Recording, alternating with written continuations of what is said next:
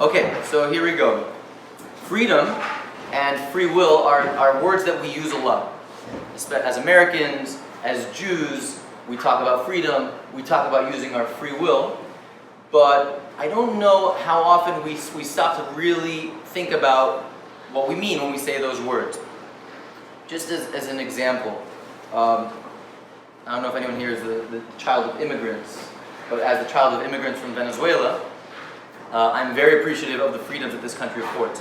So you could have your critiques of the United States, but the very fact that you can voice those critiques is I think, according to most opinions, without saying all opinions, I think we are lucky to live in the freest country in the world. And yet, you can't do everything you feel like doing, right? You can't do everything you feel like doing. And does that make you not free?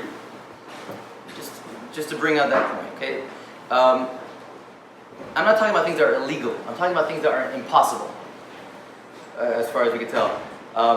Women, this may come as a shock to you, but men, at some point in their teenage years, they dabble with the possibility that they have superpowers. Most men, yeah? Okay? Most men. I have very vivid memories of late at night, going to sleep, and I was pretty sure that I was telekinetic, that I could move stuff with my mind. And I would try most nights of the week, and then I was like, I think I'm trying too hard. Like, I think if somehow I could just kind of do it naturally, like the way I move my hand, like I could move the door. And I would try. It didn't work. Didn't work. Otherwise, I wouldn't be here. I'd be impressing thousands of people. But the question is, does that mean I'm not free? If there's things I can't do, does it mean I'm not free? But I think it's more than that. There's certain things that not only you can't do them, they don't even occur to you to do them. When I was 18, I took a year off between high school and college, and I went to Israel for the year, which was mostly, for anyone who did that, was mostly doing, talk about freedom, doing pretty much anything I wanted without any real adult supervision. That was my year in Israel. It was actually very spiritually fruitful for me. But my point is totally different. My point is that my friends thought I was nuts. It was 2001. It was September 2001. It was September 11th was actually, I left 7 days before September 11th, 2001. And everyone was saying, Israel, terrorism in Israel. It's like, they thought I was crazy. Not just because I was going to Israel and there was so much terrorism in Israel, but they thought I was crazy that I was taking a year off between high school and college. Today it's become a little bit more popular, but it's amazing that I of my peer group, I was the only person who took a year off. Meaning they weren't free to even choose to take a year off. In other words, in a culture like American culture, which is a relatively, as much as diversity is, it's a relatively homogenous culture in the way people think. Right? Americans think in a certain kind of way. And the idea of, at that time at least, of taking a year off between high school and college was ludicrous. Ludicrous. So, I myself, I don't think it was my free will decision to go to Israel. And we'll talk about what a free will decision is. Because for me, it was just my parents had always meant to me since I was a kid. I was going to go to Israel. So it wasn't, I was just kind of doing what I was supposed to do or expected to do. But the flip side was also very interesting. My peers didn't even have that as a choice. That wasn't even a thought that they could choose because it was never an option. And this brings us to what free will is from a Jewish perspective. Free will is not so much free will. Free will is much more about free choice. Meaning, only when you have a choice do we say you have a free will decision. Again, if you have a person, okay, from a Jewish perspective, you have a person who's Jewish, okay, but like my friend, my Hungarian friend, Dennis, who found out he was Jewish at the age of 16 when he issued some racial slur in a water polo match at some guy. He called him a dirty Jew. He got whistle blown, get out, on the bench. His father said, Dennis, that's not a nice thing to say, to call people dirty Jews, for two reasons. Number one, it's just simply not nice. And number two, You're a dirty Jew yourself. Yeah, that's how we found out he was Jewish. Now, the day before, if the day before was Shabbat, yeah, you can't say that, oh, you're Jewish, you have to keep Shabbat. The notion is ludicrous, obviously. He doesn't even know he's Jewish. Obviously, he does not have a choice whether to keep Shabbat. Oh, what about next Shabbat? Now he knows he's Jewish. What do you say? Obviously not. It's not realistic. It's not a viable choice. You understand? Free choice is only if you have a choice. But if something's not a viable choice, if you grow up and every person in your class is going straight from high school to college, unless someone in your family, unless you have an older sibling or a cousin or someone presents as a viable choice that you don't have to go straight through. Your life won't end if you take a year off. It really won't end. So you actually think your life actually might end if you take a year off. And therefore, you won't consider it. So free choice is about choices. And the question is, what kind of choices? So, do we have a choice, paper or plastic? Yeah? You get this question, we get this question a few times a week. Yeah? I personally am still trying to figure out what is at the root of that decision. I just kind of go with whatever I'm feeling that day. Paper, plastic. I don't know plastic, paper. I don't know. I like the crinkle of the paper, the shape. I like the way it sits. Like, I don't know. I don't really know. I just kind of go with my gut. Is that a free will decision, paper or plastic? Cheerios or Special K? Is that a free will decision? We actually in Judaism probably say that's probably not a free will decision. Because why do you choose one or the other? What would you say? You ask your local secular sociologist or psychologist, what would they say? What is guiding that decision? Experience. Probably whichever marketing department got to you, There's probably some sort of series of elements in your life that kind of made you go this way, not that way. The person before you got paper, so I guess I'll take paper, right? You don't know. Those aren't free will decisions. There's no real tension between one and the other. Where in the human being do we have real, live tension? Where is the tension inside of us? The tension inside of us is between what we call the soul and not even the body. There's actually a part of the soul which is associated with the body, which is we call nefesh, the lower part of the nefesh. Okay, that's jargon. Okay, let's use words that we understand. There is your higher self, and there is your lower self. Okay, example. Friday comes. I really should call Grandma. Grandma would really appreciate if I give her a call. Why don't you call her? Raise your hand if you've had such a thought recently. I should really call Grandma, yeah? Now, raise your hand if you had such a thought, which was clear. There's no real argument not to call Grandma. I mean, it's hard to come up with an argument why you shouldn't call Grandma. She's definitely going to appreciate it. You're definitely going to feel good that you did it afterwards, right? You will definitely regret if you went weeks without doing it. Raise your hand if you still did not call her on that particular day. Why not? Why not? What got to you? It was so clear in your mind that you should call. And then what happened? So there's a part of us called our lower self. Our lower self, instead of being selfless and idealistic, and what we say, the simple word good, is selfish and kind of lazy and kind of short-sighted. It's like there's a part of you which is like the 85-year-old version of you, the far-seeing, grandmotherly version of yourself, telling you what's right, what you're going to feel good about having done after a long life. Very clear, very lucid, not distracted by the tides and the fads of the time. And there's a part of you which is much lower, which is like the 4-year-old version of yourself. Yeah? The very like thinking about what's good for me right now. The marshmallow test. Give me 2 marshmallows right now, I'll take them right now. I'll give you 4 marshmallows tomorrow. 2 more marshmallows right now, right? I want them right now, right here. Put them in front of me, right? There's that part of us that's, so we want to call grandma. We'd like to call grandma. But I get busy and not right now, and I'm hanging out, and I got a thing, and I just got stuff going on. And Grandma, I've been meaning to call you. I thought about calling you last week, right? Because we have a tension. There's a real tension, and that tension manifests itself in calling grandma. That tension will manifest itself at work. For those of you who bill hours, you know, in many industries where you bill hours, it's very common. People fudge the hours. Ask around. People do. So you say, that's theft. That's ridiculous. You can lie on the hours you're reporting and bill more hours. But then what does the other voice say? Everyone's doing that. But everyone does that. I asked around. Everyone does that.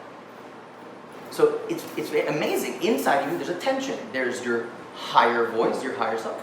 And then there's the lower voice, the lower self. And that is a real tension. Ultimately, from a Jewish perspective, free will is only really relevant where there's free choice. And free choice is ultimately only relevant where there's a tension between your higher self and your lower self. Okay? So I want everyone to take a moment right now and think for yourself, today, did you have a moment in which you had a tension today between what you felt like you should do or should not do, and what you actually kind of felt like doing or felt like not doing, like what was easy? What you should have done and what was easy. Raise your hand if you think you have an example. I'm not going to pick on you, but just raise your hand if you think you have an example today where you lost your cool, where you did the easy thing instead of the hard right thing, where you did something that was more kind of self-absorbed instead of being focused on other people, where you were just kind of like out for your own personal agenda and weren't thinking about what the right thing was. These are instances that happen any given day. And if you start to be aware of this, you'll see them every day, many times a day. And that means that you're in the game. You're in the game. If you know that you have these tension points, you are now in the game. When are you not in the game? When you're like, oh, I can't remember the last time I had a free will decision, actually. It's very interesting you asked me that question. Yeah, it's just been smooth sailing, actually, for the past few years, right? That means you're not in the game. Because every person on planet Earth has a part of them which is the ideal, best version of themselves. And every person on planet Earth is a human, and human beings have certain thing called human nature, which is really actually an animal nature, which is really very similar to the way animals, psychology call it evolutionary psychology, right? Which is just out for themselves, out for their own survival, out for what's good, what's easy for them, and that's the real tension. That's called free will. Now, quick point. We're only going to touch on this really fast. Why would God make life so much more complicated by giving us this funny thing called free will? It makes things more complicated. Why can't He just program us to do the right? If He wants us to do the right thing, just program us and we'll do it. The answer is very simple. If you have any people do robotics? Any engineers here? Okay, that's okay. I'm not an engineer. Okay. Imagine you have a robotics competition. Okay. And it's a robotics dancing competition. Who can design the best dancing robot? Right? Yeah, of course. Dance the robot, right? But the robot that wins, they call the robot on stage and they give the robot a firm handshake and they put a ribbon on him and the robot raises his hands and everyone applauds. It's a joke, right? It's a joke. It's funny, everyone's laughing because it's a robot. It's a robot. Who deserves the congratulations? The programmer, the coder, the engineers, the whole team, all those people. God doesn't need anybody's congratulation. He's not going to create a human race that's programmed to do the right thing so that He can feel good about himself. He's doing fine. He doesn't need the pat on the back. God is trying to give us the opportunity to create our own lives, to be co-creators, to be programmers ourselves. of our own lives. That's why he has to give us free will. Because if you don't have free will, it's like you don't exist. If you just do what you're programmed to do, if you just follow like a zombie and do whatever your society tells you to do, whatever's easy, whatever's comfortable, you're not in the game. You're a robot. I forgot I was supposed to do this. We were told that the thing with tears on my face, I forgot to do it. Is that better? Do I have letters on my face anymore? Okay, good. Green light? Ooh. Good for my complexion. Okay. God gave us free will because without free will, it's like we don't exist. Free will is the opportunity to be alive, to make choices that are real. And no one can take that choice away from you. It's as if God wants to make you into a self-made billionaire. But even God can't make you into a self-made billionaire, because if he gives you the billions and makes you think you're a self-made billionaire, that's the best case scenario, you're just a delusional, spoiled billionaire kid. He can't. God can't make you a self-made billionaire. The only one that can do it is you. What God can do and your parents can do and hopefully a healthy society can give you opportunities to learn, to make free choices, and that's what good parents do. They give their kid opportunities. But the parents can't do the homework for the kid. That's not good for the kid. The parents they can't live life for you. That's why we need free will. So what we have over here, hopefully I see a little bit of confusion, some questions bubbling, yeah? Please hold on to your questions, okay? So why is this idea so powerful? So it's like this. It's a radical change. Can we see this? Very light, kind of. Okay, well, it's a football field, okay? You have a football player. That's you, yeah? Looking great, okay? Every person is somewhere on the field. In any given area, you're somewhere on the field. Morally, spiritually, morally speaking, you're somewhere on the field. If you move the ball forward to the new line of scrimmage, you've just made moral progress. In other words, if you call your grandma, every Friday you call your grandma, you've just made moral progress. Because you've made it that much easier next week to call her again. If you slip up one week, right? Let's say we'll get to that in a second. If you slip up one week, and say, grandma's fine. She's playing whatever they play down there in Palm Beach. What do they play? Mahjong. Mahjong. She's playing Mahjong down there in Palm Beach. She's fine. I'm sure she's fine. And she forgot. My grandma, she doesn't have a good memory. She's fine, right? So you've just done moral regress. You've just moved the line of scrimmage backwards. You just got sacked. So now you have further to go. And this is life. Now, there's territory over here which you could throw a Hail Mary, but it's very hard to make progress past a certain zone, right? There are certain things that are beyond every person has things that are so far beyond what they're morally capable of today that it's basically an academic. It's an academic possibility, right? The Talmud, you're familiar with Talmud? Yeah, they're about to finish it. They're about to celebrate. About 100,000 people are going to descend to Giant Stadium and celebrate the finishing of the Talmud, which took them 7.5 years of grueling study every day. So if I'm like, well, let me just make the calculation. It's mid-October. It's 2,500 pages. Two sides of the page, that's 5,000 pages. I'd have to do, what is that? What does it work out to? 200 pages a day? 300 pages a day? I think I can do it. That's absurd. That thought is a damaging thought.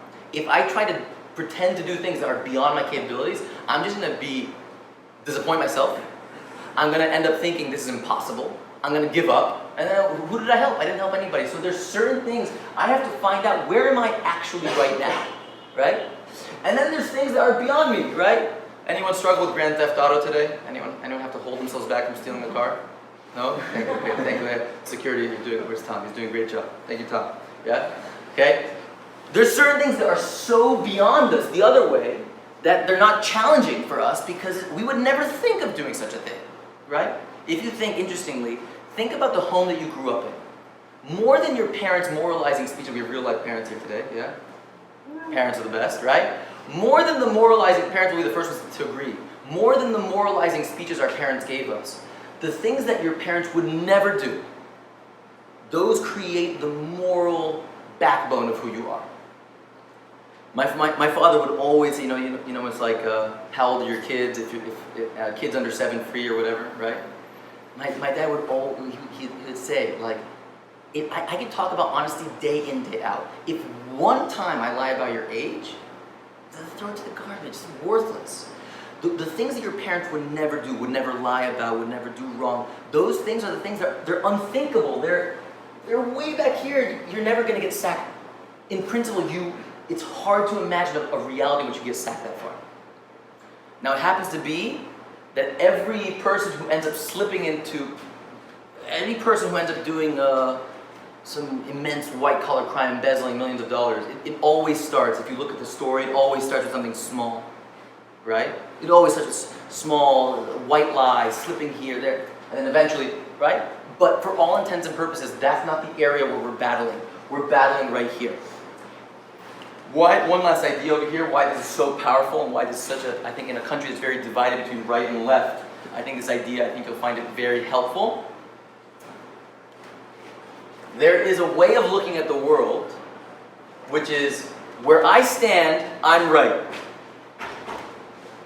If you don't agree with me, you're wrong, you're wrong, you're wrong, you're wrong, you're wrong. Okay? You familiar with this point of view? It's a point of view that I'm right, you're wrong, you're wrong, you're wrong, you're wrong. I'm right. I have a monopoly on what's right.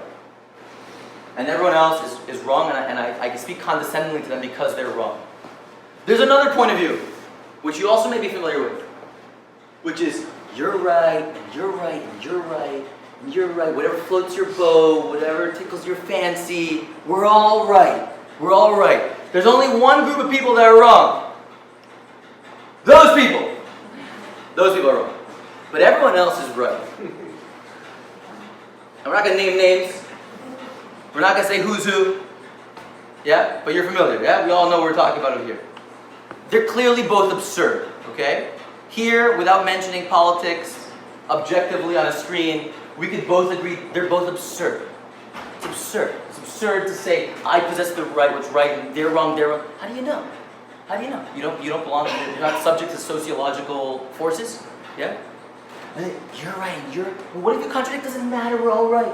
They're wrong. They're the bad ones. That's also ridiculous. Yeah? What is the Jewish approach to this, and what does that do with free will?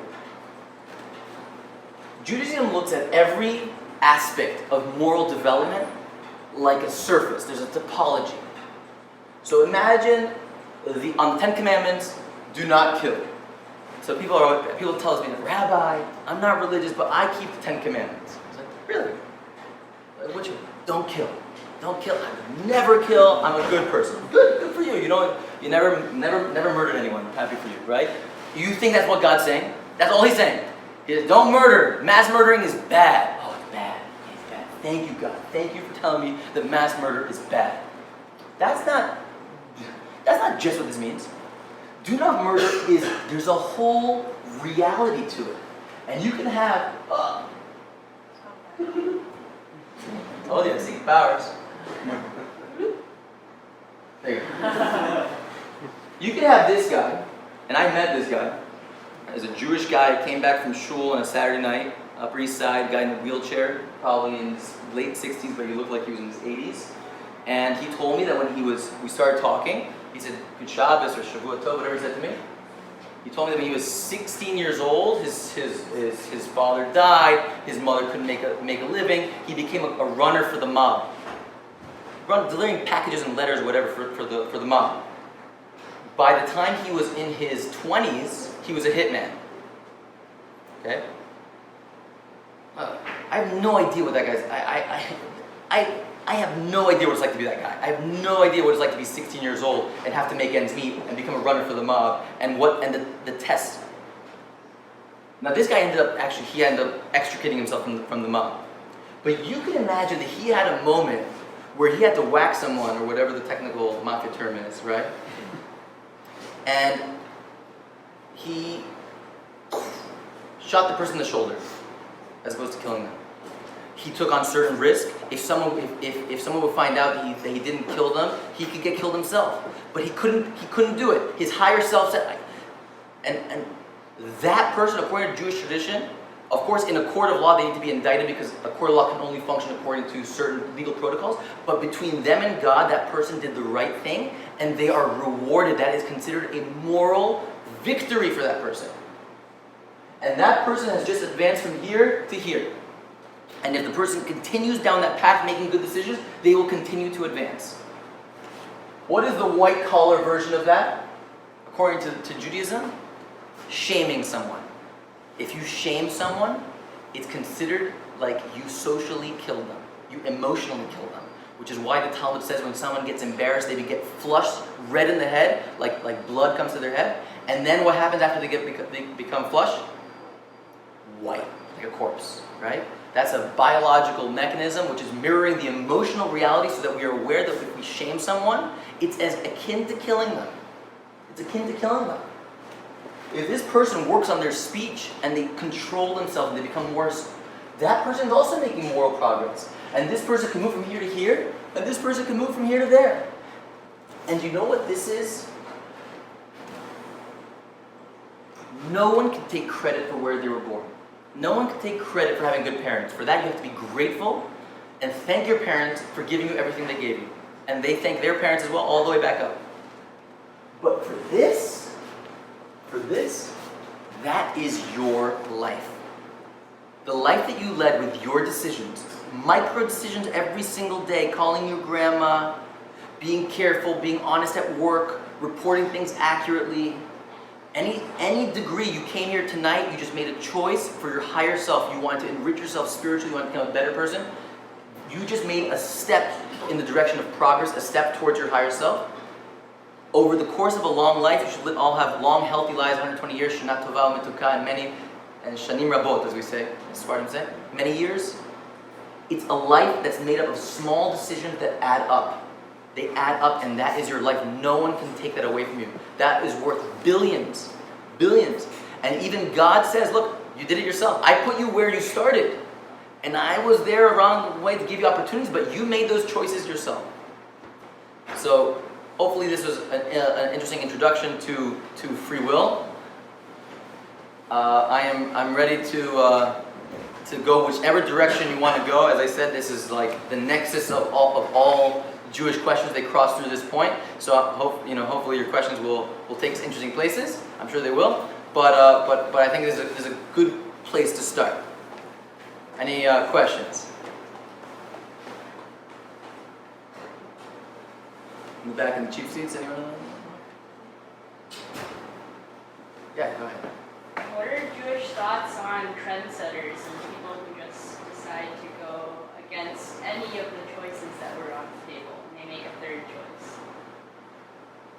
Like they make a choice that wasn't there in the first place. Jesus says those people are creative, right? Oftentimes you have situations like this, right? Let me give you an example. Okay, so someone says, someone has decided that they want to start keeping Shabbat. Okay, but they, I have a close student of mine who've known for many years. Decided he became Shabbat observant, but his cousin, who is one of his best friends, decided to get married into one of these boondock places in Oregon. Okay, where there's no shul anywhere in sight. Okay. So he could have this false duality of, do I keep Shabbat or am I a good cousin? Do I keep Shabbat? I'm a good cousin. It's like, you know what he said? He's a very creative guy. He's like a top programmer. He said, I think I could probably find a place to sleep in the wedding hall. And I kid you not, he slept and made 3 Shabbat meals in a walk-in closet in the venue. Yeah? That is a creative solution, right? I think that's what you're suggesting, right? The part that's binary is higher self and lower self. But very often lower self is actually the part of us that just wants the easy solution, the uncreative solution. And a person who wants to create a good life, a noble life, very often it actually necessitates being creative. Because it means saying, I don't want to compromise either of my values. I'm a Shabbat observant Jew, and I'm a good friend and a good cousin, and I need to be there. I'm going to make it work. I have to figure it out. And that person was able to, the real decision there, the free will decision was, am I lazy and make some sort of easy knee-jerk decision? one way or the other? I don't go because I'm religious, or I'm going to go and forget Shabbat. Those are knee-jerk decisions. Or am I really thoughtful and creative, and how am I able to make a decision that's able to keep both of my values? And in the end, I think it was beautiful. He kept Shabbat, and I think he impressed he showed his cousin he cares about him, even though it was hard. His cousin knew it was hard for him. And in the end, he showed people like, wow, like being an Orthodox Jew means you have to be creative. And I think that itself was also a victory. Yeah, go ahead. You talked about free will. But also heard that God is omniscient. God knows everything. How's that? Yeah, it's a great question. Okay, there is this question. Can you repeat? I'm gonna repeat the question. Yeah, thank you. So the question is a classic question. Doesn't take away from the question, but it's a classic question. The question is, God knows everything. Everything. He has to. I mean, the concept of God not knowing something is it contradicts the concept of God. If God is God, then God knows everything. But and God loves us, which is why He gave us free will, because He wants to give us the opportunity to lead our own lives. And that is a paradox. Okay, that's a paradox. How can God know the future, and yet at the same time I'm free to choose my future? Right? That's confusing. Okay, that is a classic question. Okay, now I'm going to tell you the truth. The truth is that most people, I would say 98% of people, when they ask this question, I would say 100% of beginners, when they ask this question, the question has an answer that I'm going to give you, which is super useful and will probably be satisfying to everyone, until you start learning more Jewish mysticism, and then then the question is totally wacky and gets to other levels, which is beyond the scope of this. It's beyond the scope even of my grasp. I can kind of say the words, but I don't even really understand the Kabbalistic dimension. But that's fine. I'm just giving you a disclaimer. Okay? Here's the way it's explained with modern metaphor. Okay? By Rabbi Yehuda Halevi, the great Spanish Renaissance, pre-Renaissance, so medieval poet, philosopher, statesman, rabbi, the man. He was the man. Okay? He says the following thing. Okay? If you're a security guard, okay, so you're a security guard, and you're sitting at one of these desks, and there's all these closed-circuit screens on different rooms and hallways in this large building that you're in charge of its surveillance, right? So you're watching things as they happen. Imagine it's totally live, okay? Now, in one of the cameras, it catches your eye that you see someone who is breaking in through the window. Is the fact that you're watching him break through the window in the present, is that what's making him break through the window? Obviously not. You're looking at me like, I don't even understand the question. The question is, are you okay, Rabbi? You feel okay? Again, the fact that you're watching someone make a decision, the fact that you know that someone is making a decision currently, does not make them make the decision. They're making the decision to break into the window, and I'm watching them as they break in. Right? Let's expand the metaphor. God. So God has closed-circuit cameras not just on every place in the universe. Imagine a grid, okay? Where in this direction it's every place in the universe. It's a very long grid. Okay? And in the vertical direction of the grid, there's every moment in the history of the universe. So He's actually able to watch every place at every moment at the same time. Because God's not in time. God's not in time. If I'm in time and I say, I know that tomorrow you're going to do X, so then that means I'm violating your free will, because how do I know that? It must mean that you're forced. But God's not in time. He's not stuck in time. He's not embedded in time. He created the whole thing. He created this whole opportunity called the universe and life. So He sits outside of it, and He watches the whole thing happen live. The past, present, and future is all happening live for God. He's watching it all right now. So just like the security guard watching room 36F, the guy break in through the window in the present, his watching it doesn't affect the guy. It's not making the guy's choosing to do it, and he's watching the guy choose to do it. So too, God can watch you today, make decisions today, speak smack about your coworker at the water cooler today, And he can watch you speak smack at the water cooler for what us is tomorrow, but for God is just another day. He's watching tomorrow just like he's watching today. It doesn't make a difference. He's watching it all live. Is that clear? So the fact that God knows it doesn't mean that he's causing you to do it. You're free to choose, and he's watching you choose it at all moments throughout your life. Live. If it didn't make fully sense, we could talk about right after. I'm not going anywhere. If you have follow-up, I'm happy to take it. Yeah. I mean, that's those future moments already exist. From God's perspective, they already exist. But you're still a free will agent, right? Just like I can watch you in the present, make a choice. I can watch you in the future. God can watch you in the future, make a choice. Those future moments depend on the choice I make today. Those future moments depend on the choice you make today, right? If today I decide to just go in San Francisco, then Yeah. Obviously, this is hard for us because we only experience part of being a human and existing in the physical world is we only live one moment at a time, right? We only experience one moment at a time. That's what it means to be alive. That's actually what it means to have free choice. Free choice is that you're stuck in the present, always. Now's the present, and now's the present, and now's the present. And in every moment in the present, you have made choices based on the past, based on the future that you want to achieve, right? Those are the choices. So free will requires that you live in the present. God does not. God lives in the eternal present. He's watching past, present, future, all live, in his present. It's not our present, it's his present. He's watching, so to speak, from the outside, which is why his name, if you think about his four-letter name, is the letters of was, will be, and the present. Right? It's the letters put together. Right? So he's watching from the outside, so you lived your whole life, so to speak, but he's watching you in the future, make that choice in the future based on the life that you already chose. He's watching it then. It's as if there's a security guard standing then, watching you then. If somehow you can have a security guard in the future report back to the independent entity, and he said, oh, he chose this then, so then he knows it. Understand? He's not affecting the past. Okay, last question, last question, then we'll take. Then whoever wants to continue talking, Rabbi Lynn and I will sit over here and we'll hang out. Rabbi Lynn, should I take your question? I'm a little biased towards you because you're my boss. You should take Alan's question and then Michael's. Okay, fair. Giles had a question. Oh, sorry. I just wanted to ask, so basically God does control the thoughts that are placed in your head, right? I said that? No, that's, if God is all encompassing, God also produces ideas that grow in people's heads, no? Isn't that like how ideas were generated in the first place?